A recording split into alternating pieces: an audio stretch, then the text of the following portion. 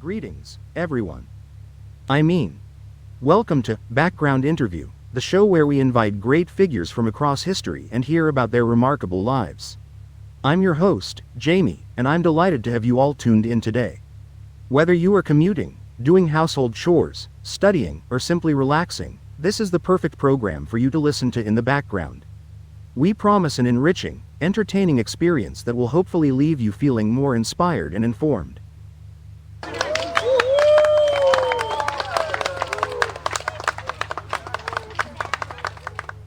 Folks, I had the funniest thing happen to me just the other day. I was out shopping for groceries when I realized I had forgotten my wallet at home. Then, as if the embarrassment wasn't enough, the cashier recognized me from this show. Let me tell you the punchline right now. I ended up offering them an autograph instead of payment, but unfortunately, it didn't quite work as currency.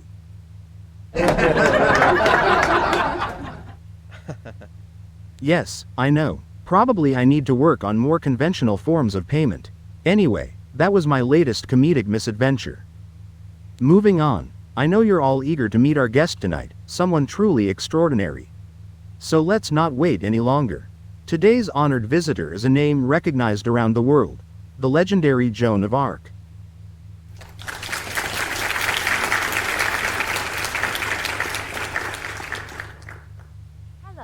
Everyone, nice to see you. I am very happy to be here. Thank you for inviting me.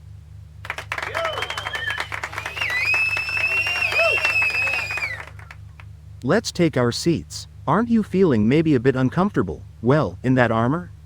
You must have traveled a long way to make it here, Joan. But anyways, now, I'd love for you to give our audience a little self-introduction. Most of us know the broad strokes of your epic story, but hearing it in your own words would be quite special. I am Joan of Arc, from the land of France. In my own time, I was but a young woman who believed she heard the voice of God calling her to lead her people. It was a mission I took very seriously, and I carried out what I believed to be my sacred duty. Thank you all for having me.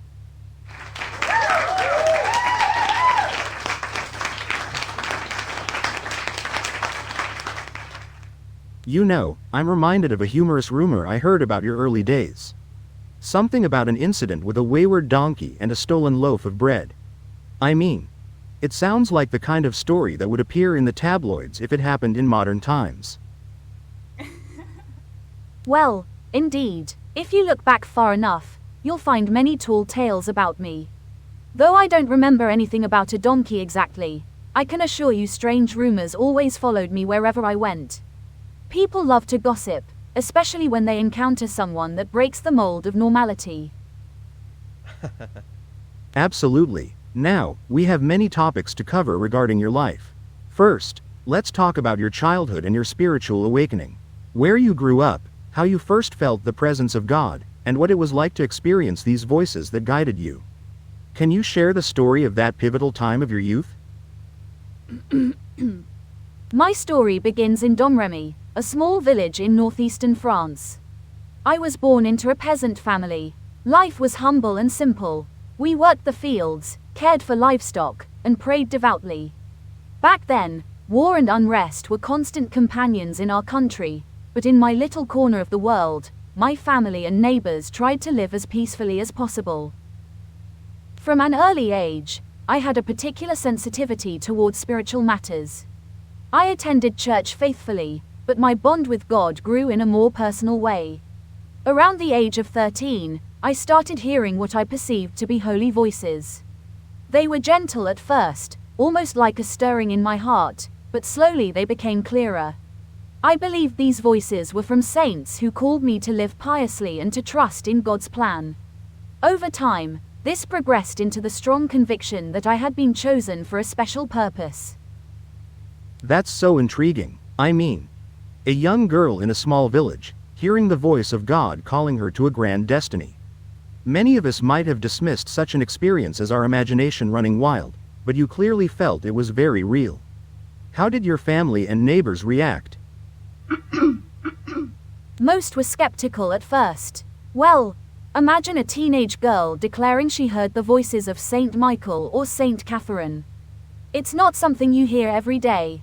Some thought it was mere fantasy or a passing fancy. Others worried that I was losing touch with reality.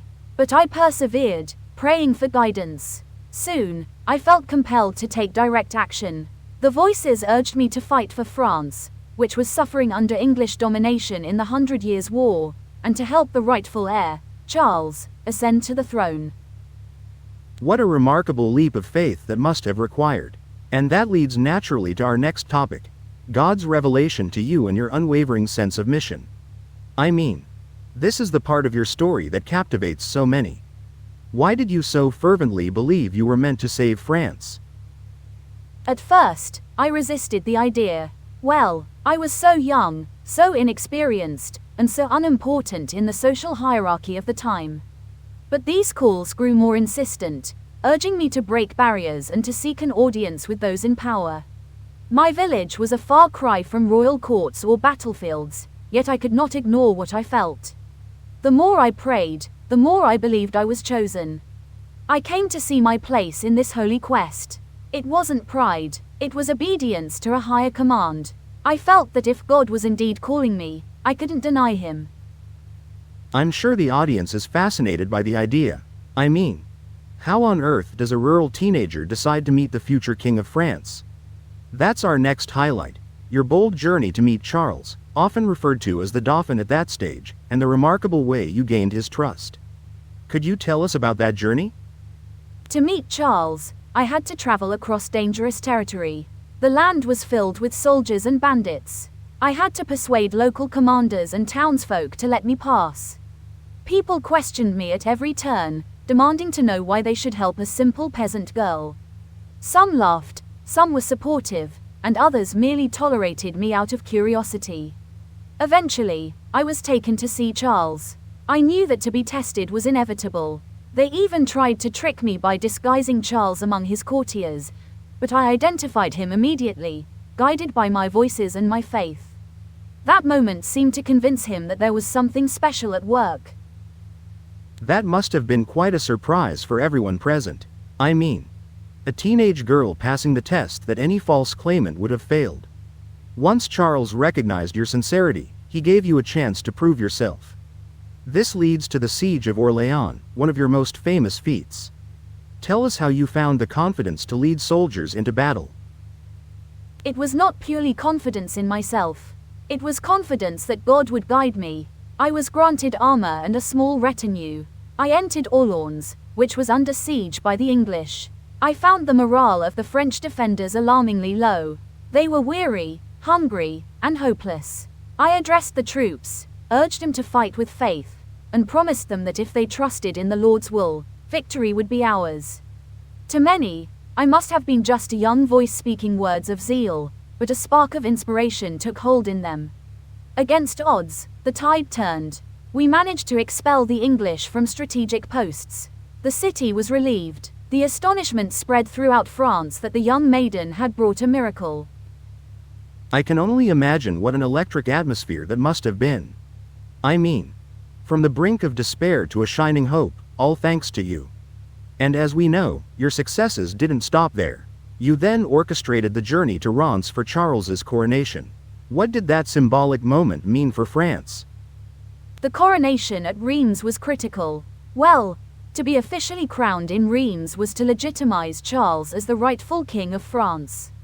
We traveled through hostile or uncertain territories, but people opened their gates, lent support, and greeted us. It was as though the entire land had awakened to a glimmer of unity. When Charles was crowned, it felt like my mission was partly fulfilled, but I sensed there was more to do.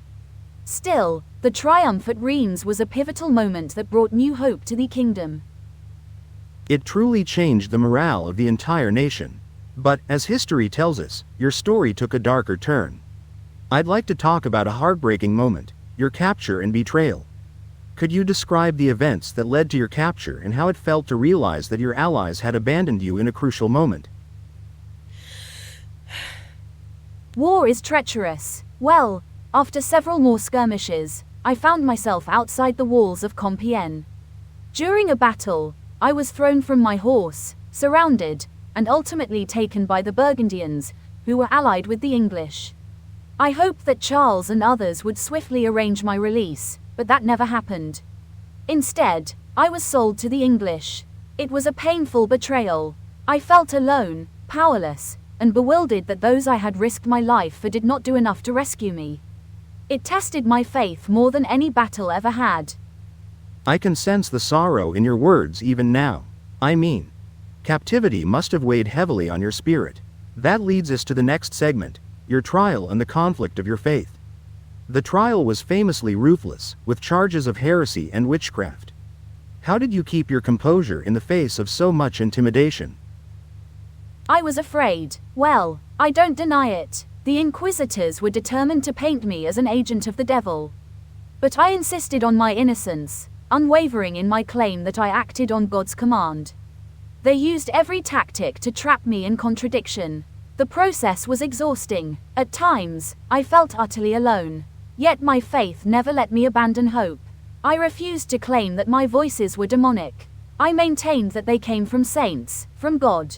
Whatever fear or confusion I felt, my conviction in my divine mission never left me. You were found guilty, of course, and they sentenced you to death by burning. I mean, that is a horrifying sentence for anyone, let alone a teenager. Tell us about your final moments. Did you ever lose hope? Did you ever feel abandoned by God? Facing the fire was terrifying. Well, it's impossible to fully describe the dread. Yet, in those final hours, I clung to prayer and the name of Jesus. I asked for a crucifix to be held before my eyes. Despite the pain and horror, I felt a sense of peace that my cause was just. Even as the flames rose, I believed that God knew my heart. I can't say I was fearless, but I was resolute. My only regret was that people misunderstood me. I prayed that someday, the truth would be revealed. Your life was cut short, but as we know, history vindicated you decades later. The church examined your trial, found grave errors, and you were ultimately declared a martyr and a saint. It's an extraordinary posthumous re-evaluation. How does it feel to see that your legacy endures centuries later, that you are recognized as a symbol of courage, faith, and French pride? It's humbling. I never sought fame. I simply followed what I believed to be God's call. That my name endures, and that people see me as an inspiration, is something for which I am grateful. My hope is that my example encourages others to heed their conscience and to stand up for what they believe is right, even if they stand alone. And finally, do you have a direct message for modern people living in these times? Many of us are searching for purpose or wrestling with self-doubt. How would you speak to those listening today? My message is this. Well, if you feel a call to a greater purpose, listen carefully, test it, and act bravely. Fear is natural, but it should not be your master. Have faith in the goodness that guides you, whether that's God or a deeply held principle. If something feels deeply, truly right, do not let the world's skepticism deter you. Thank you so much, Joan. What a powerful sentiment. I mean, it resonates strongly even in our modern era. That was truly enlightening. Now, I want to pause for a moment and ask the audience, did you find any of those episodes surprising or new to you? I can see from your faces, you found some elements fascinating. Next, we'll go to our listener mail segment, where I read off questions submitted by our viewers and audience members.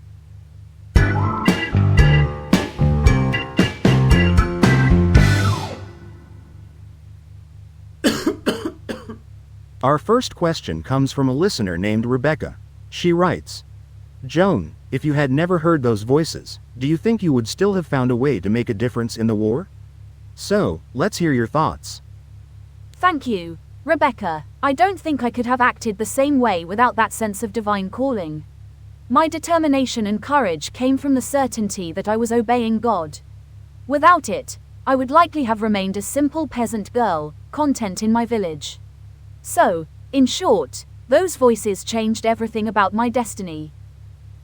That's a great point. I mean, it's amazing how a single conviction can transform an ordinary life into something extraordinary. Next question comes from Daniel, who's seeking personal advice.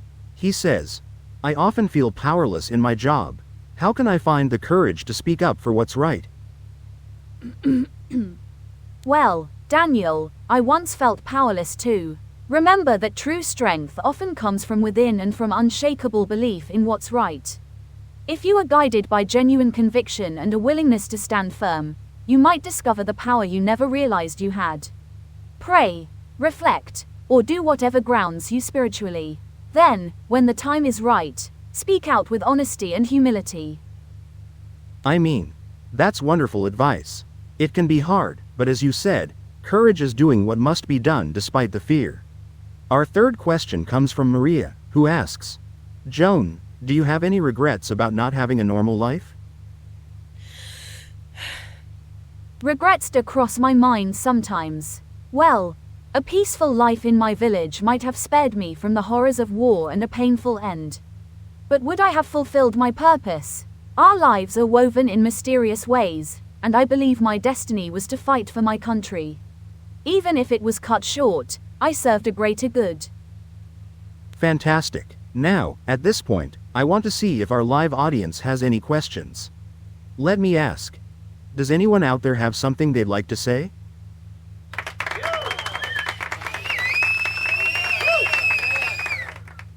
You there, sir in the front row. Oh, let me come on down and hear you. I mean, let me just move across the stage. Hey, folks, watch out. I'm stepping through here. Don't trip me. I do enough of that on my own already. And here we are. Now, let me just get to this gentleman. Would you mind telling me your name? Hello, Robert. Thank you for being here. What would you like to ask Joan? That's quite interesting. So, Robert wonders if you think a modern army would have followed you as well, given how times have changed. Joan, Robert here wants to know if your style of leadership would still inspire people today. Leadership depends on truth, conviction, and the sincerity of one's purpose. Well, I would hope that people, modern or ancient, can still recognize genuine commitment and moral direction. I believe that if the cause is just and the leader is sincere, there will always be hearts willing to follow. Thank you, Joan, and thank you, Robert, for that intriguing question. Let's see who else would like to ask something. Anyone else? Yes, you in the second row. I'll just come your way. Watch your toes, folks. I mean, I don't want to stomp on anyone. Hello there, could you tell me your name? Wonderful to meet you, Sarah. And what's your question for Joan? A profound question, really. Sarah wonders if you ever feared that your faith might have been misinterpreted or exploited by those in power. Joan, Sarah is asking whether you worried that politicians or commanders used you more as a symbol than a person. I did fear that at times. Well, once people saw the hope I inspired, I sensed that some leaders valued me not just for my counsel, but also for the morale boost I provided. Still, I believed that God's will would prevail in the end. Even if some tried to exploit me, the ultimate goal was to save France. To me, that was what mattered most. Thank you, Joan and Sarah. I appreciate your thoughtful question.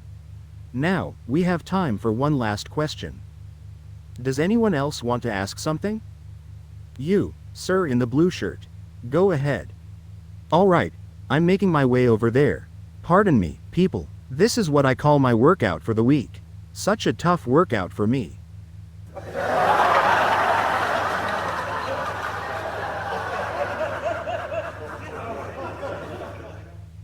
Hello, good evening. May I ask your name? Hello, George. Nice to meet you. So, what's on your mind? That's a fascinating point. George wants to know if your unwavering faith might have caused you to overlook the possible diplomatic solutions to the conflict, Joan. What would you say to that, Joan? Do you think there could have been a room for some kind of diplomatic approach? While diplomacy is essential, I believed at the time that the English occupation required a firm response. There were attempts at negotiation, but they often failed. My mission, as I understood it, was to act decisively. However, I do not deny that faith-driven certainty can sometimes overshadow alternative paths. Had the political environment been more receptive to peaceful compromise, perhaps the story might have been different. Thank you, Joan, for another thoughtful answer. And thank you to all of our audience members for your excellent questions. Let's head back up on stage.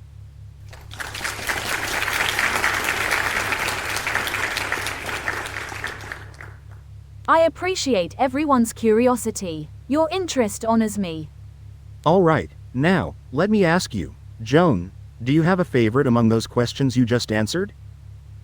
They were all enlightening in different ways. Well, maybe Robert's question resonates, because leadership in any era is a complex matter. But truly, I'm grateful for them all. And to our listeners, which question resonated most with you?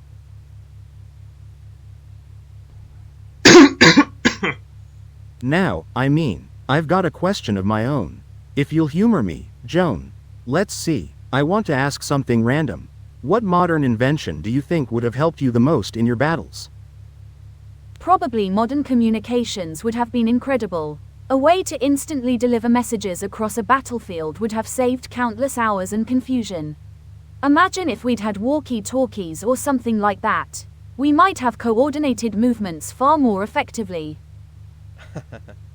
That's an entertaining thought. The Maid of Orleans leading with radio contact. Another question.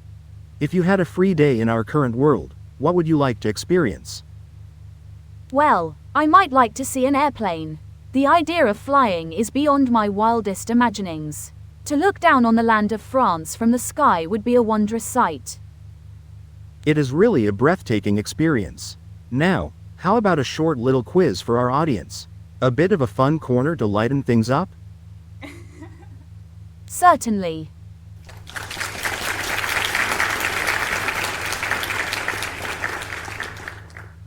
Let's start the quiz segment.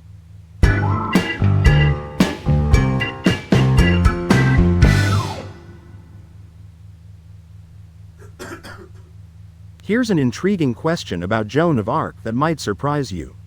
Everyone in the audience gets to vote by raising a closed fist or an open hand. Ready? Here we go. Which unusual item did Joan of Arc famously request to have with her during the siege? Was it A, a banner with religious imagery? Or B, a relic of her local parish? Take a moment, show me your closed fists for option A, and open hands for option B. Looks like we've got a lot of fists up. So, I guess the majority is guessing it was a banner with religious imagery. Joan, is that correct? Indeed, I carried a banner that depicted the names of Jesus and Mary, along with some fleur-de-lis designs. It was central to my identity on the battlefield. I valued it even more than my sword. That's pretty cool. Sometimes symbols carry more power than any weapon. All right, one more question. Joan of Arc once wrote a letter to the English demanding they leave France. In that letter, did she specifically say, A, that she would drive them out by any means necessary? Or, B, that she sought a peaceful solution first? Show me those fists for A, open hands for B. Interesting. Looks like a fairly even split this time. Joan, what's the answer?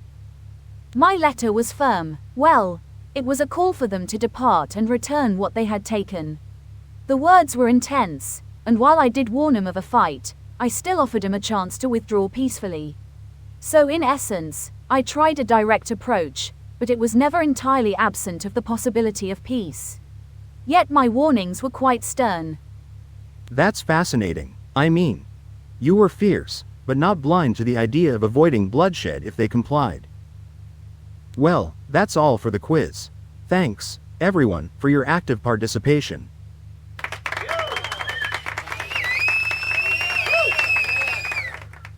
Now, we've reached the point where we look back at everything we've discussed.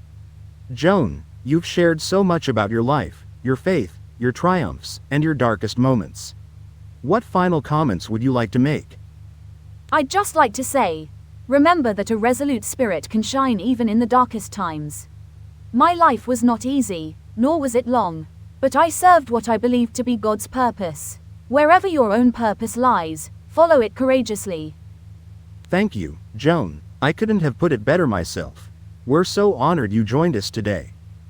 Thank you, Jamie. I am grateful to you, and to this wonderful audience for listening with open hearts. Well, farewell, everyone.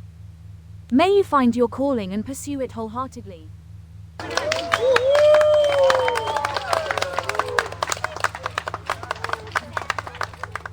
And there she goes, folks.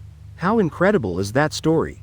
Let's also thank all of you, the audience here, and those listening in from home, from work, or wherever you may be. It's always a pleasure to share these conversations with you.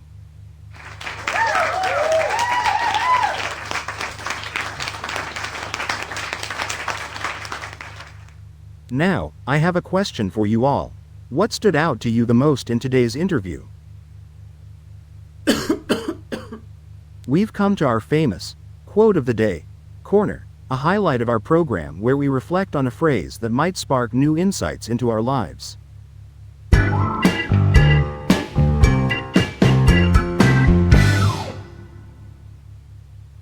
Let me read this powerful quote for you. One cannot consent to creep when one feels an impulse to soar. I'll repeat that. One cannot consent to creep when one feels an impulse to soar. This is a quote by Helen Keller, a remarkable individual who overcame adversity through unwavering determination and faith in her own potential. She was both deaf and blind, yet she soared beyond the limitations many people placed on her. I mean, the essence of this quote ties right back to Joan's story. Sometimes, you just have to rise above the doubts and the fears telling you to hold back. And personally, let me add a little comedic angle here. Some days, I feel like a chicken trying to pretend I can glide like an eagle. Let's face it, if I tried to literally soar, I'd probably do a flop that'd look less like flight and more like comedic chaos. But in all seriousness, how about you? Does that quote resonate with something in your life? Well, time certainly flies when we're having these riveting discussions. We're nearing the end of our show. So let me remind you, if you enjoy our program, please subscribe, like, and comment. We love hearing who you think we should invite next. If you happen to miss any part of our conversation, remember that we release these interviews as a podcast. Perfect for listening anytime, especially if you're longing for a friendly voice or need a bedtime lullaby. Check the channel's description, and you'll find links to various languages of this show, great for language study or just broadening your horizons. I mean, I personally play back these interviews sometimes. And let me tell you, falling asleep to my own voice is probably the strangest experience ever. My mind can't decide if it's comforted or embarrassed. Next time, we've got a mystery guest lined up. I won't spoil the surprise, but it's someone whose name is sure to make a buzz among you. So stay tuned. Until then, I mean, thank you, dear audience, for sharing your time with us. Let's wrap things up here. I'm Jamie, signing off from Background Interview. We'll talk to you soon. Take care, everyone.